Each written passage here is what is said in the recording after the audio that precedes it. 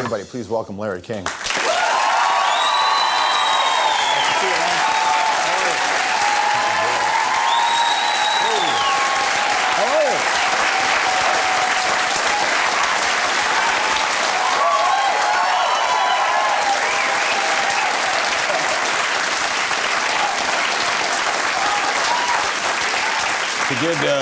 Good demographic. It's a nice audience, eh?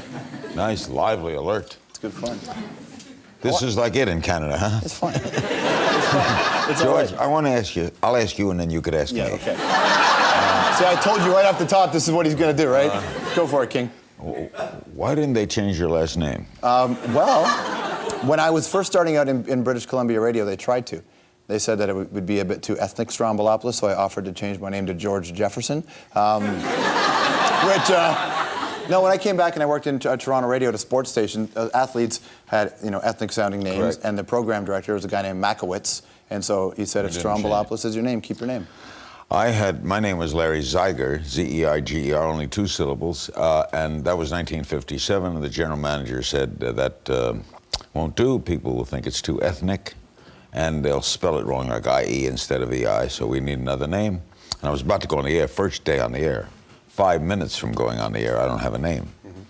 That would have been it'd be hard to get popular. Yeah. So he had an ad open, the Miami Herald was open to an ad for King's Wholesale Liquors. And for a second, you're sitting, I want to be Laryy Liquors. That's what I want to be, right?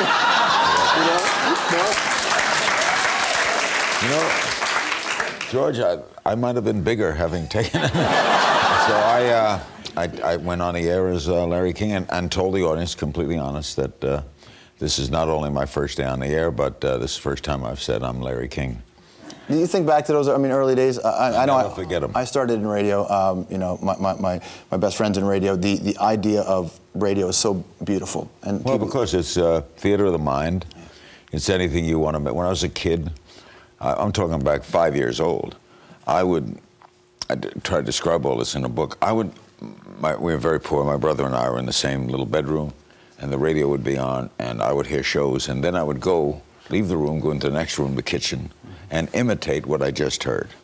So either we'd had shows like The Shadow, who knows what evil theme music too, right? lurks in the hearts of men. The Shadow knows. And we had another great show called Suspense. And the announcer would come on, you'd hear a bell ringing because it was sponsored by Autolite. And the man would say, Autolite, and then I would imitate this.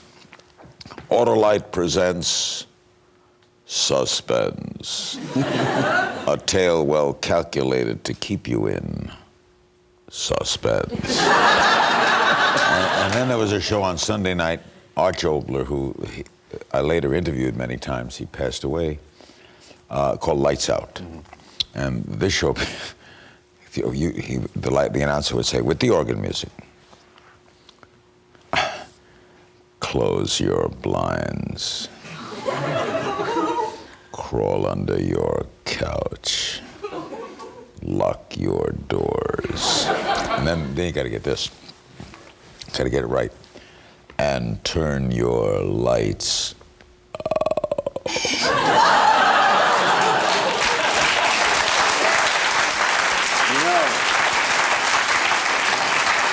I would imagine over the past 8 years, that's the exact same kind of approach guys like Dick Cheney took to politics. Those are their press conferences, you got aren't a they? point, yeah, scare them. Yeah, absolutely. So you think back to the early days, but when you get on TV now and you get to do the show, it's been a long time.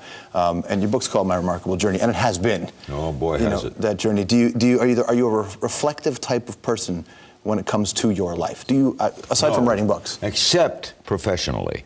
No, I don't think about why did I do this, why did I get married, how did I react to my father's... You ask that question a lot, though, wouldn't you, then? It's interesting, George, that I was going to book you on my show just to...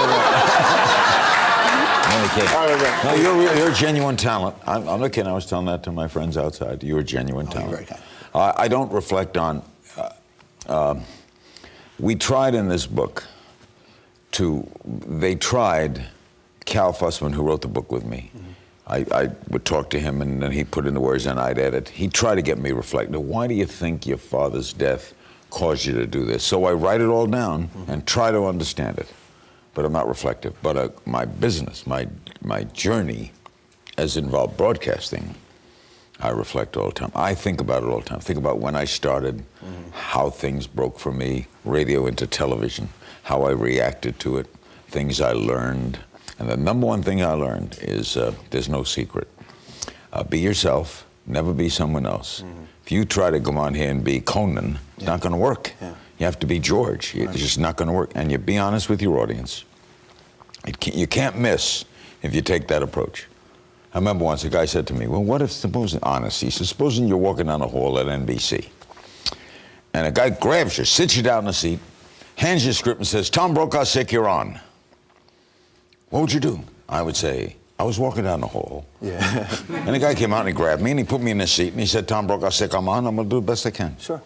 Then the audience is with you. Absolutely. I didn't lie, as opposed to, hi, I'm Laryy King and here's the news. But you know, as time goes on in one's career, it's actually sometimes you have to put a little work in to not flip into autopilot. You know, I think when repetition comes into play, you do have to be aware of that, don't you? Well, I get different guests every night. I'm constantly listening to them. I ask short questions. I leave myself out of it. I is irrelevant in an interview to me. I'm so, you don't want to sit next to me on an airplane.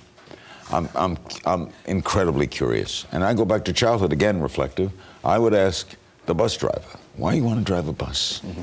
Airplane, why do you want to be an airline pilot? Why do you do what you do? See, it fascinates me how people tick, how they are, what makes them what they are, whether they're Frank Sinatra or Fidel Castro. What made them be what they are? That just boggles me, and that keeps me going. So I'm always revved up. I like some shows better than others, some guests better than others, but I'm always curious. Do you have a moment, though, when you have a guest and you're talking to them, and about 10 seconds or 10 minutes into the conversation, you're thinking, what am I doing here? What am I doing here is that sometimes subjects I hate are tabloid subjects, or people who are famous just because they're famous. Yeah. You know, I know the young celebrity, or someone who's... The hardest shows to do, frankly, are the sad shows. You know, you get someone... a plane crash, and you got to interview the brother of the pilot. That's, you do it because it's drama, it's television, it's the least favorite thing. Do you ever just say to your producers or to your network or whatever, like, I'm not doing that interview today, the show's not going to do that? Sometimes. I can't remember the time, I don't think I've ever canceled a guest. Sometime, you know, I'd say, if you do this, I'm not going to come in. That's kind of a threat, but that has happened so rarely. I noticed you did a promo where you discussed my car hitting a president. Yeah. Well, it was a. We'll take a break. We'll come back. We'll find out who he hit. And that's a good story. It's a great story. That's a good story, George. Now what he's doing now, folks, just to take you into television. Give it a lesson. What George is doing there is called the hook. Okay. Oh, that's a great story. It's about a president, and we'll tell you what president when we come back. He gets out of the car, he walks up, look kind of familiar, and he goes like this. How'd you hit me? How could you do that? It's a beautiful morning, but the only two people on the road.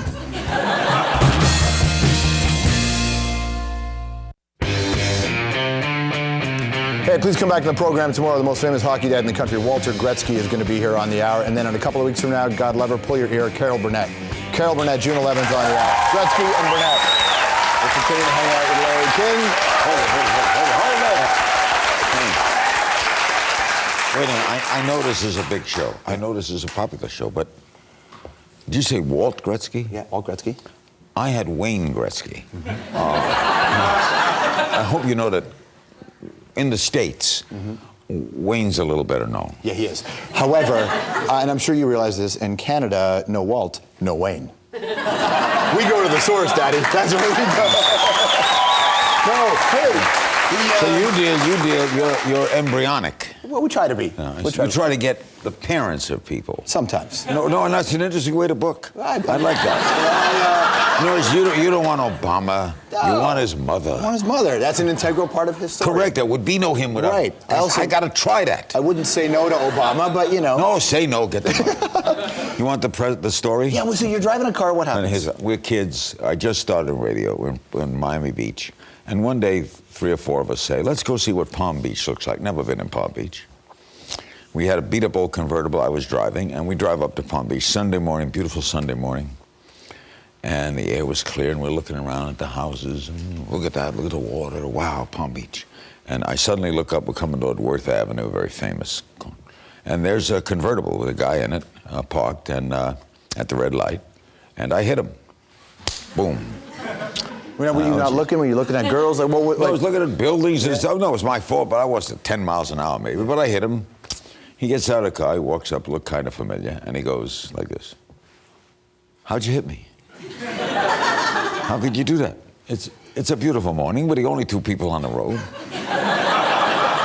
How on earth could you hit me?" I said, "I'm sorry, do you want to change license plates?" He goes, "No, there's no damage. But I want all of you to raise your right hand, the 4 of us. Yeah.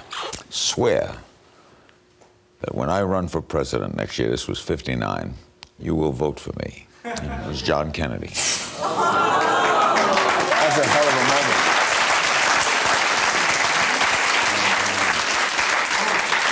It has been quite a long, strange trip for you. The conversations you've had. The things I've had, the people I've met, the whole. We almost called this book, and in fact, the working title was "What Am I Doing Here?" Because I still can't believe all the things that have happened to me in all areas of life, personal and professional. I still pinch myself. I still look in awe at the business I'm in. I still love what I'm doing. And I could be like, I'm tired today. I've had a long day. I was up real early, working all day yesterday. I was at bookstore things. So I get in here, and I see you. I meet you for the first time, standing there, and then suddenly the light goes on, and you introduce me, and something revs up. And there's nothing like that juice. Have you noticed, and maybe you do or don't do this, on your worst day, this is what it takes. This is the only place where you can be in control of your life. This is the only way you can shut the noise off in your head or the noise off with your family or all that. It's the easiest part of my day is going on the air because I can control it. Now, the one thing, like for example, you can't control the wife. Pass on that. I can't control the environment. I can't control what my children are doing.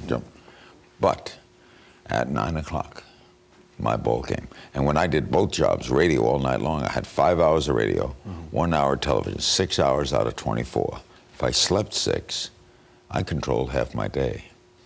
How many people get to do that? That's true. It's a wonderful kick. I know we got to go, but I need to ask you about Martin Luther King, because I know you were with, you've interviewed a lot of great people, but you were with Martin Luther King one day when you didn't even interview him, right? Like you were just with him? Oh, yeah. And you've interviewed Malcolm X. So Martin and Malcolm are these 2 massive characters in American history. Malcolm X, they both taught me a great deal. Malcolm X said to me, this was 1962, and he said, "You ever wonder what it's like to be invisible?" I said, "What do you mean?" He says, I don't see myself on television. What do you think it's like to be a kid? A little Negro kid. You come home, you turn on television, you're never there. It's always white families. You don't eat cereal. You're never there. You're invisible. Why shouldn't I be angry? I'm not part of the scene. The King incident was extraordinary. His attorney was not licensed to practice in Florida, so he turned this particular incident over to my attorney, who was licensed. So with that day, my attorney represented King, and King was going to try to integrate a motel in Tallahassee. They knew he really wouldn't get in, so he was going to stop people from getting in. They were going to arrest him for trespass. So he invited me to go up with him. So I went with my attorney and King, and he goes up to the motel. I'm right standing next to him. And he said he has a reservation, and the clerk says, we don't take Negroes. And he goes outside and sits on the porch. It was like a 20-room motel. He's blocking the entrance. Squad cars coming.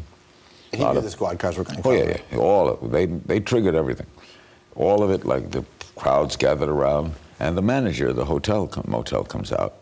And he's sitting, the motel guy is standing. I'm standing to the right of him. And the motel guy looks down and says, "What do you want? What do you want?" And he looked up and said, my dignity. I froze. That's a moment you live with. See, and I've stepped in those moments. How the hell did that happen to me? I'm a little Jewish kid from Brooklyn.